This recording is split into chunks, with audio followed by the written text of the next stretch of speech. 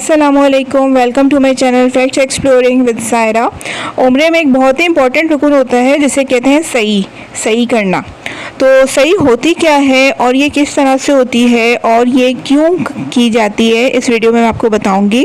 उम्रे में जब आप तवाफ़ मुकम्मल कर लेंगे तो आप मसा की तरफ आएंगे जहाँ से सही स्टार्ट होती है। वहाँ पे दो पहाड़ियाँ हैं, एक पहाड़ी का नाम है सफ़ा और दूसरी पहाड़ी का नाम है मरवा।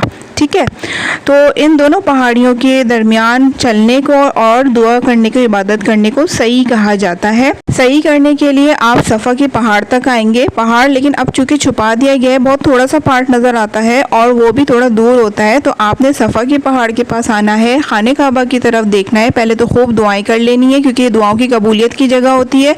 उसके बाद आपने नियत करनी है। नियत करने के लिए आप जैसे काबतुल्लाह में हजर अस्वद का इस्तेलाम करते हैं ना, यानी हजर अस्वद को हाथों के ज़रिए बोसा देते हैं, उसी तरीके से पहले बोसा दे लेना है। उसके बाद नियत करनी है कि अल्लाह, मैं सही करने की नियत करती हूँ, इसको मेरे लिए आसान बनाइए और कबूल फरमाइए। इसके बाद आपको जो दुआएं आती हैं आप कीजिए, लेकिन मैंने किताब से देखकर 3 दफ़ा अल्लाहु अकबर कहा था, कलमा शहादत पढ़ा था और दुरूद शरीफ पढ़ा था। उसके बाद सही स्टार्ट की थी।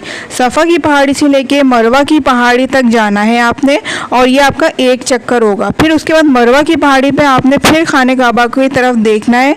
हालांकि वहाँ से खाने काबा नज़र आता नहीं है, लेकिन आपने फिर भी उस तरफ मुँह करना है और हजर अस्वद को इस्तेलाम करना है, यानी इसी तरीके से हाथों से चूमना है और उसके बाद वहाँ पर खड़े होकर दुआ करनी है क्योंकि ये भी दुआओं की कबूलियत की जगह है। उसके बाद आपने फिर दोबारा दूसरा चक्कर स्टार्ट करना है, मरवा से लेके फिर सफ़ा तक। तो ये आपका दूसरा चक्कर हो गया। बाज़ लोग क्या करते हैं कि पूरा सफ़ा से मरवा और मरवा से सफ़ा का 2 चक्कर लगाते हैं और समझते हैं कि ये एक है और इसी तरीके से वो पूरा बेचारे 14 चक्कर लगा लेते हैं। क्योंकि चलने का काम ज़्यादा है तो बीच बीच में जो है वो आबे ज़मज़म के कूलर भी लगे हुए होते हैं, वहाँ से आप जो है वो पानी भी पी सकते हैं। फिर दोबारा मरवा से जब आप सफ़ा की तरफ जाएंगे और सफ़ा तक पहुँचेंगे तो दोबारा हजर अस्वद का इस्तेलाम करना, उसको हाथ से बोसा लेना है और दोबारा एक और चक्कर स्टार्ट करना है। ठीक है, फिर मैं आपको ये ग्रीन लाइट्स का बता दूं कि यहाँ पे मर्द हजरात को थोड़ा तेज़ दौड़ना है, लेकिन पागलों की तरह नहीं दौड़ना है, आराम से किसी को नुकसान पहुँचाए बगैर। और औरतें जो है वो अपना नॉर्मल जिस तरह चल रही हैं उसी तरह चलेंगी। ठीक है, औरतों ने नहीं दौड़ना है, याद रखिएगा। यहाँ पे मर्दों के दौड़ने की